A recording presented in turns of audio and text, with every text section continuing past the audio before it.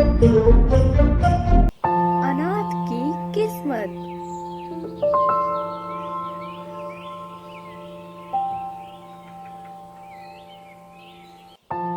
सोनू एक अनाथ लड़का था जिसके माँ बाप बचपन में ही मर गए थे।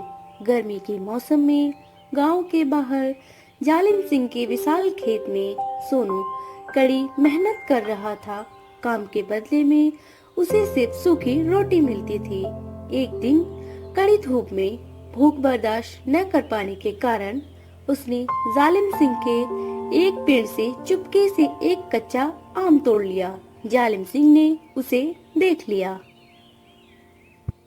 रुक जा चोर, आज तेरी हिम्मत कैसे हुई मेरे पेड़ को हाथ लगाने की? तुझे तो भगवान ने पहले ही अनाथ बनाया है, पर तेरी किस्मत तुझे चैन से रहने नहीं देगी। मालिक, मुझे माफ कर दो, बहुत भूख लगी थी, बस एक छोटा सा आम तोड़ा खाने के लिए। फिर कभी ऐसा नहीं होगा। माफी नहीं, तूने मेरी मेहनत का फल चुराया है। अब तू 2 दिन भूखा रहेगा और कल सरपंच के सामने तेरा फैसला होगा। तेरी किस्मत में चोरी लिखी है छोटे।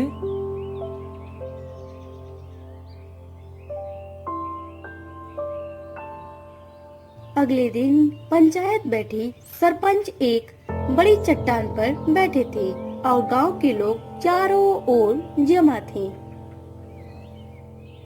सोनू, तुमने जालिम सिंह के खेत से आम चुराया है। यह चोरी है। तुम गांव के बच्चे हो, पर नियम सबके लिए बराबर है। तुम्हारी सजा क्या हो? सजा? मेरी किस्मत मुझे रोज सजा देती है सरपंच जी। अनाथ होना क्या सजा नहीं है? मेरी किस्मत ने मुझे बिना माँ बाप के पैदा किया। मेरी किस्मत ने मुझे भूखा रखा और मेरी किस्मत ने ही मुझे चोर बना दिया। अपनी नियति को अपने कर्मों का बहाना मत बनाओ। तुम जो करोगे वही तुम्हारी किस्मत में लिखेगी। तुम 1 सप्ताह तक जालिम सिंह के लिए मुफ्त में काम करोगे। सोनू निराश होकर वहां से भागा और गांव के छोर पर बैठी दादी माँ के पास पहुंचा। दादी माँ एक पुरानी नीम के पेड़ के नीचे बैठी थी। सोनू उनके पैरों के पास बैठकर फुट फुट कर रोने लगा। दादी माँ, मेरी किस्मत मुझसे कितनी नफरत करती है। जालिम सिंह सही कहता है, मेरी किस्मत में सिर्फ दुख और चोरी लिखी है। मैं क्या करूं? मैं इसे कैसे बदलूं? अरे मेरे बच्चे, किस्मत कोई लिखा हुआ कागज नहीं है जिसे पढ़ा जाए। किस्मत एक बीज है। क्या मतलब? सोचो, तुम एक बीज को देखते हो। वह बीज क्या है? क्या वह एक फल है? नहीं, वह सिर्फ एक छोटा सा सूखा कड़ा दाना है। शाबाश, तुम्हारा अनाथ होना बस वही बीज है। तुम किस मिट्टी में गिरे यह भी नियति है, पर उस बीज को पानी और धूप कौन देगा? पानी? उसे तो मैं दूंगा। हाँ, पानी है तुम्हारा कर्म। तुम शिकायत करते रहोगे तो बीज सूख जाएगा।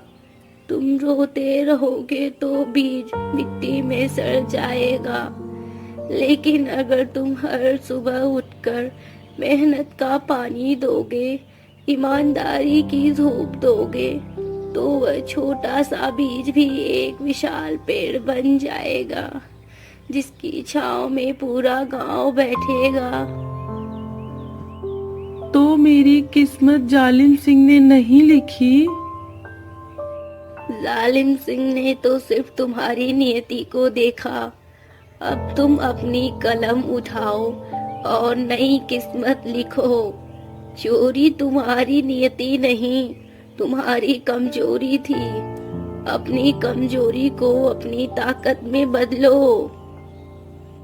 सोनू उस दिन के बाद से बदल गया।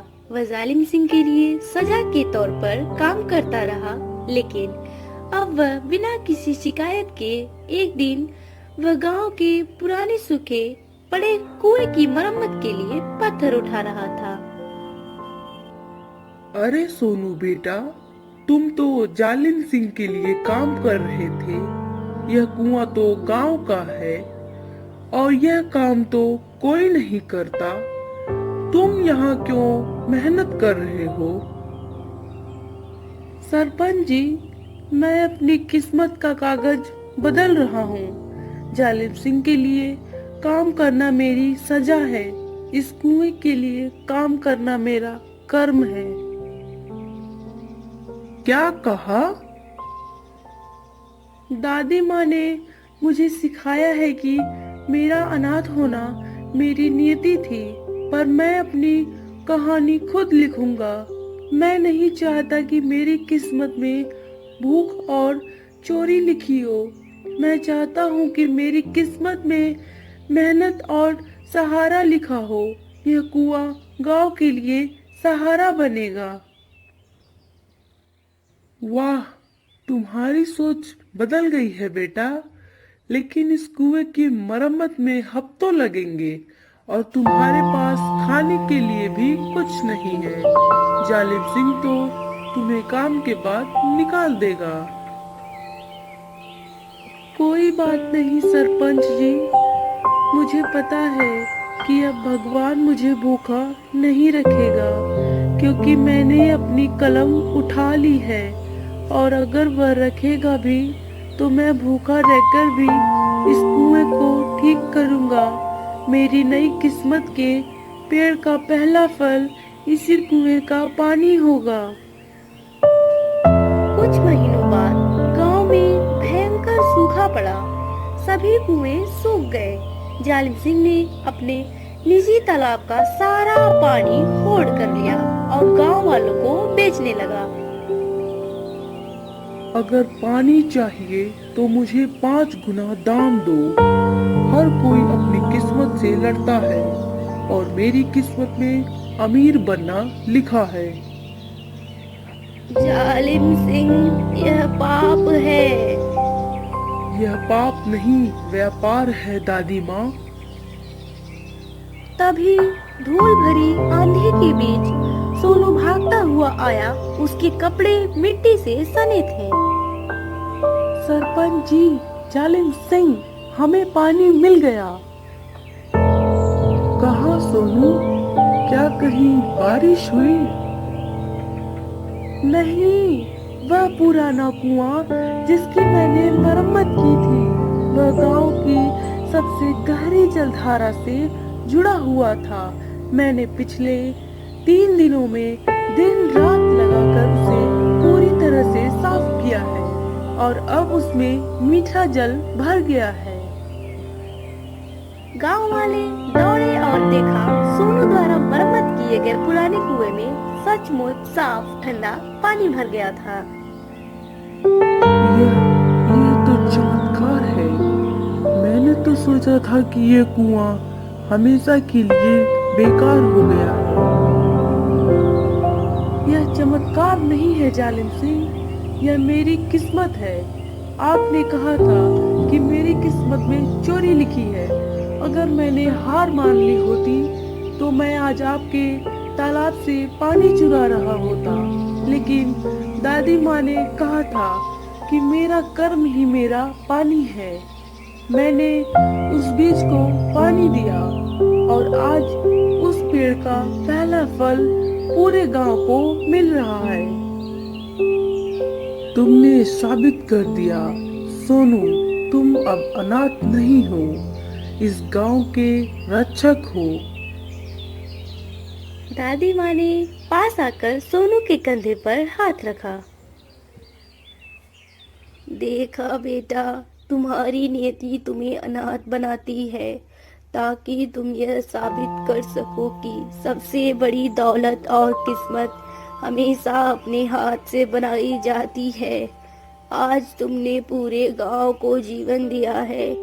अब जाकर तुम अपनी कलम से अपने नाम के आगे भाग्यशाली लिख सकते हो। सोनू ने अपनी नियति को स्वीकार किया, लेकिन अपनी किस्मत को अपने कर्मों से बदला।